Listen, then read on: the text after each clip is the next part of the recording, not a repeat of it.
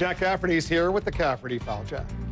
Today's the 20th day of protests down on Wall Street here in New York, and the movement is suddenly picking up steam all across the country.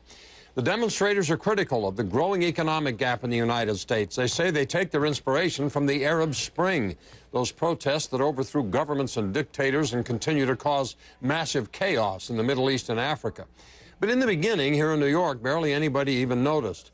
There were a few hundred people with signs peacefully walking around Manhattan's financial district talking about corporate greed and inequality. And when they were finally noticed, they weren't taken very seriously. Reporters made fun of them, saying they didn't even know what they were protesting about. Well, now the unions are joining in and supporting them, and the crowds are suddenly starting to look like this. There were thousands of protesters in Lower Manhattan yesterday.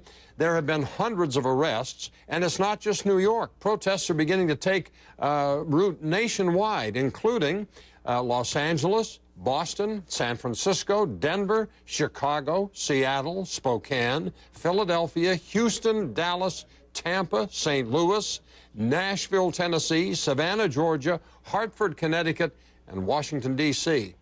This isn't a joke, and the media would be well advised to take these folks seriously. Their grievances are real, their numbers are growing, and the rest of us would be well advised to start paying attention.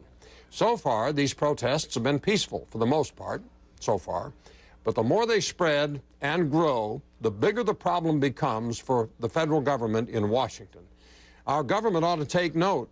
Protests over economic conditions and government cutbacks have turned violent everywhere in the world. People only take so much, you know. Here's the question. Are the protests spreading across the United States the sign of an American spring? Go to CNN.com/Cafferty File, post a comment on my blog, or go to our post on the Situation Room's Facebook page. Wolf.